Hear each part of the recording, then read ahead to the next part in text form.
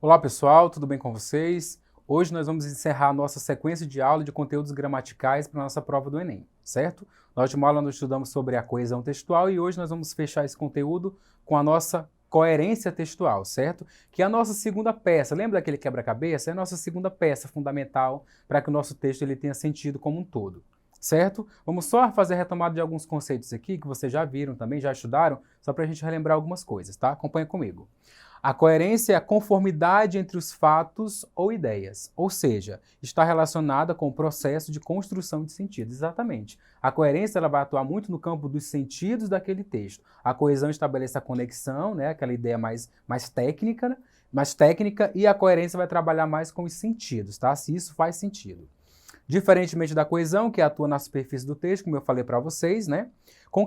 Concatenando as ideias através de diversos conectivos, a coerência textual não pode ser limitada, já que o leitor é o responsável pela constituição do significado do texto. Exatamente. Gente, cabe ao leitor entender o que você escreveu. Então, se está bem conectado, se está bem organizado, se tem ali o encadeamento das ideias, né? Consequentemente, aquele texto ele tem grande chance de ser coerente também. A coerência textual reside nas entrelinhas da redação e existem 3 princípios básicos para que ela seja respeitada. Então, nós precisamos obedecer alguns princípios para que o nosso texto seja coerente. Vamos acompanhar comigo? Vamos lá, gente. O primeiro princípio é o princípio da não contradição. Cuidado com as contradições no texto, né? De repente você afirma uma coisa, depois você ali acaba negando. Então, cuidado com as contradições, tá? Com essa oposição de ideias. Vamos dar uma olhada no exemplo? Podemos notar claramente que a falta de recursos para a escola pública é um problema no país. O governo prometeu e cumpriu. Trouxe várias melhorias na educação e fez com que os alunos que estavam fora da escola voltassem a frequentá-la. Isso trouxe várias melhorias para o país.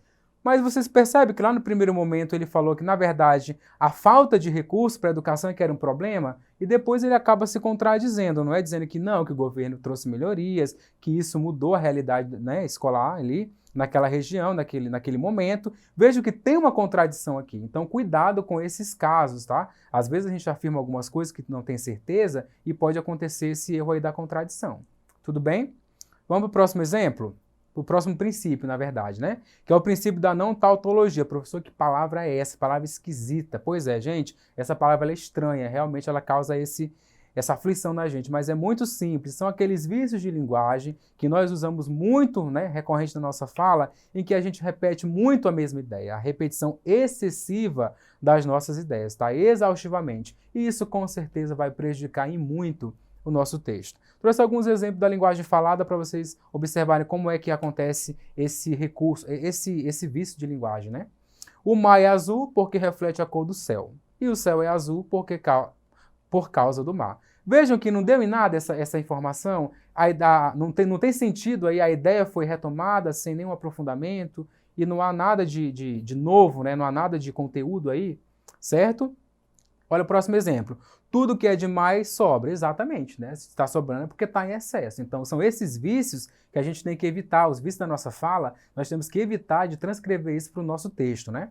Uma coisa é uma coisa, outra coisa é outra coisa. E aí, nessa ideia da coisa, nada foi dito, nada foi falado. Então, são esses vícios que a gente usa, fala muito, né, não percebe, que isso podem parar lá no nosso texto e nos prejudicar na nossa coerência textual. Tudo bem? Gente, algumas expressões que nós usamos e transcrevemos também. Alguns exemplos para vocês darem uma olhada. Trouxe aqui para a gente dar uma olhada. Acabamento final. Sim, todo acabamento realmente é o final de um processo, né? Então, você vê que ali tem um probleminha de redundância, né? Criação nova. Sim, toda criação, né, supõe-se que é algo novo, né? Ali, demasiadamente excessivo. Exatamente, tudo, né? Demasiado está em excesso. Subir para cima, entrar para dentro, descer para baixo. Gente, essas expressões são muito comuns, tá? E às vezes a gente não percebe na hora de escrever, tá ali com pressa e acaba escrevendo uma frase ou trazendo um significado redundante. E isso vai causar muito problema na hora da nossa coerência textual, tá? Aí ele tem um elo de ligação, né? Todo elo realmente ele vai conectar alguma coisa, né? As metades iguais, né? Toda metade, né? Supõe-se que seja igual, né? Então tem uma série de expressões que vocês podem ler depois em casa com calma e avaliar e ter cuidado e evitar, gente, essas expressões no texto de vocês, até na fala também, né? É bom que nós evitemos essas expressões. Tudo bem? Vocês podem fazer uma leitura depois com mais calma, anotar e ficar atento a essas expressões, tá? Gente, nas propagandas, nos anúncios, são muito comuns também esse princípio, né, dessa redundância, né, desses vícios de linguagem, né, ó. Seja mais um filho da mãe, né? Aí você se pergunta, não, se ele é filho, consequentemente, né, será de uma mãe, né? Então você vê ali o problema dessa ideia mal colocada, né, dessa ideia mal apresentada. E a gente às vezes não dá conta, né? Não percebe quando você está escrevendo, tudo bem? Aqui tem uma tirinha, né? A enfermeira preocupada ali, o rapazinho que está doente diz assim: enfermeira, estou com uma dor que dói muito. Aí você já percebe ali o problema, né? A dor que dói, né? Aí ela fala: você está com pleonasmo, né? Aí ele fala: isso é grave? Sim, né? É grave, mas tem tratamento, gente. A leitura, a escrita, os exercícios, né? Tudo isso nós podemos, com tudo isso, nós podemos melhorar a nossa escrita. Porque, na verdade, esse princípio que eu estou falando para vocês retoma lá as figuras de linguagem do pleonasmo. Lembram? Que é aquele vício de linguagem, da repetição de ideias, né? Então é a mesma coisa, tá bom? Certo? E aqui nós também temos mais um exemplo aqui de um anúncio, né? Olha aí, gente, o gelo gelado, né? E você já se pergunta, né? Provavelmente, né, esse gelo está gelado, né? Está congelado ali. Então, gente, é interessante que às vezes nas propagandas acontece muito e as pessoas às vezes não percebem quando estão escrevendo esse tipo de conteúdo, tá? E você precisa ficar atento, né, nessas expressões, tá certo? E nós temos o último princípio, que é o princípio da relevância, que é quando você realmente compreende e obedece às ideias daquele texto. Então, aquele texto ele não tem uma quebra, né? Não existe ali um fragmento, uma parte desconexa, né? Nós precisamos também ficar atentos nesse sentido. Olha o exemplo que eu coloquei para vocês, né? Praticar a escrita com frequência aumenta suas chances de alcançar a nota 1000 no Enem. A estudante Mariana, por exemplo, atingiu a nota máxima escrevendo 3 redações por semana. Então, o texto ali, obedecendo todos os critérios de coesão, de coerência, né? Foi apresentada a mensagem, nós entendemos, e aí não tem nenhum problema nesse sentido. Nosso próximo exemplo lá, nosso próximo trecho, né? Tirar uma nota boa na redação do Enem ajuda a sua nota na média final. Dessa forma, quanto mais você praticar a escrita, mais chances de alcançar um resultado melhor. Então veja que foi usado os conectivos adequadamente, nós entendemos, é um período bem escrito, né? Muito claro e objetivo, certo? E é assim que a gente deve começar a treinar as nossas frases, né? Desde as frases mais simples, né? mais resumidas, até um período um pouquinho mais elaborado, um parágrafo um pouco mais estruturado. Tudo bem? Gente, e como identificar se um texto apresenta coerência ou não? E agora, professor, como é que eu identifico? Será que o meu texto está coerente? Será que ele está incoerente? Esse texto para vocês ele é muito interessante. Então vamos fazer uma leitura e comentar aqui rapidamente. Tudo bem? A vaguidão específica, lá do Milor Fernandes, né? Aí tem uma citação de início do texto que nós também precisamos ficar atentos. Que diz assim: as mulheres têm uma maneira de falar que eu chamo de vago específica. E aí vamos entender como isso acontece no texto, né? Acompanha comigo. Maria, ponha isso lá fora em qualquer parte. Junto com as outras? Não ponha junto com as outras não, senão pode vir alguém e querer fazer coisas com elas. Ponha no lugar do outro dia. Sim, senhora. Olha, o homem está aí. Aquele de quando choveu? Não, o que a senhora foi lá e falou com ele no domingo. O que é que você disse a ele? Eu disse para ele continuar. E já começou? Acho que já. Eu disse que podia principiar por onde quisesse. É bom? Mais ou menos, o outro parece mais capaz. Você trouxe tudo para cima? Não, senhora, só trouxe as coisas.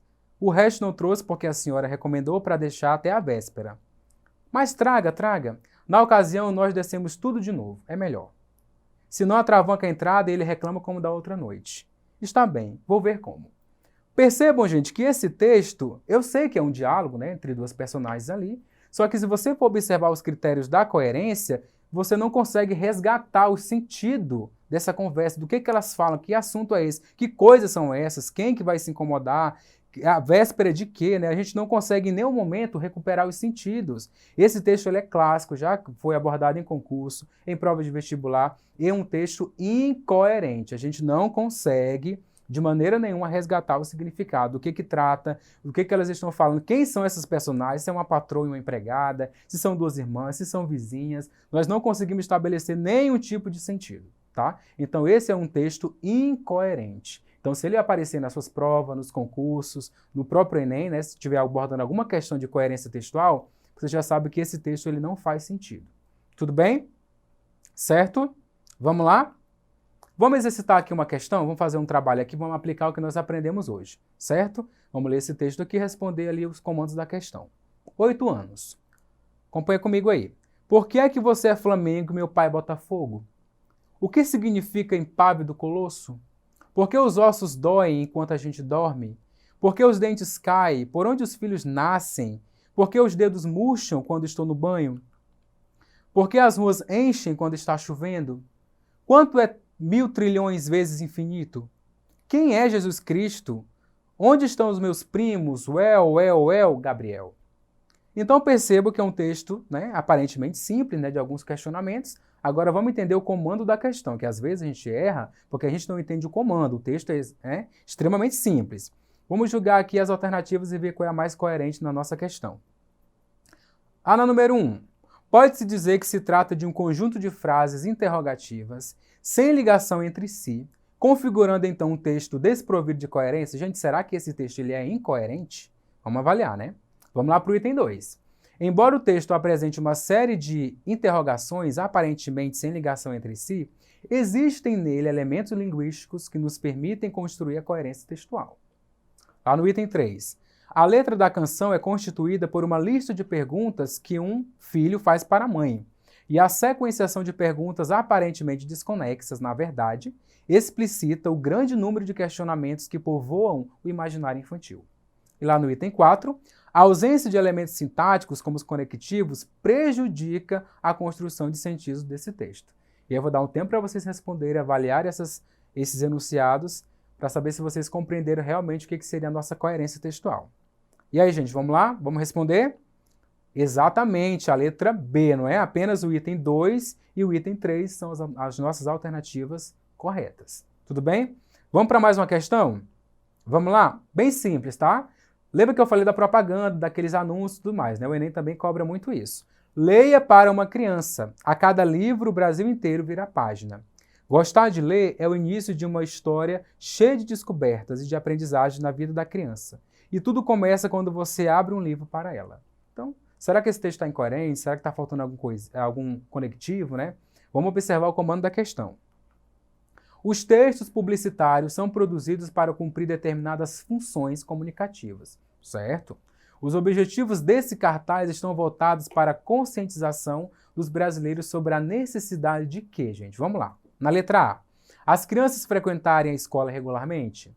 Na letra B, a formação leitora começa na infância? A letra C, a alfabetização acontecer na idade certa? A letra D, a literatura ter seu mercado consumidor ampliado? Ou a letra E, as escolas desenvolverem campanhas a favor da leitura? E aí, pelo que vocês observaram, né, desse texto, se ele está coerente, se ele está coeso, ele transmite uma mensagem, nós vamos compreender. E a partir disso você vai conseguir responder o comando da questão. E a nossa alternativa aí vai na letra B, gente. O cartaz fala muito disso, né? A formação leitora começa na infância, né? Deve começar na infância. Certo? Um texto coerente, nós entendemos, não tivemos nenhum tipo aí de dificuldade. Tudo bem? Pessoal, são as nossas referências, vocês podem se aprofundar, assistir essa aula novamente, pesquisar em outras fontes, acessar a nossa plataforma do Eduque, certo? Eu coloquei outras atividades, outras questões do Enem lá para vocês acessarem, certo? E aí nós fechamos o nosso ciclo de dicas gramaticais, tá? Nós trabalhamos com a gramática contextualizada, trabalhamos com o uso dos porquês, trabalhamos a coesão textual e agora, por último, a coerência. Agora nós vamos começar uma série de 4 vídeos com outro conteúdo, mais voltado às questões de literatura. Eu espero que você acompanhe, continue assistindo às nossas aulas, pela internet, na TV, ouvindo no rádio, certo? Muito obrigado por vocês estarem até aqui. Continue estudando que o sucesso, com certeza, está mais perto do que vocês imaginam. Muito obrigado.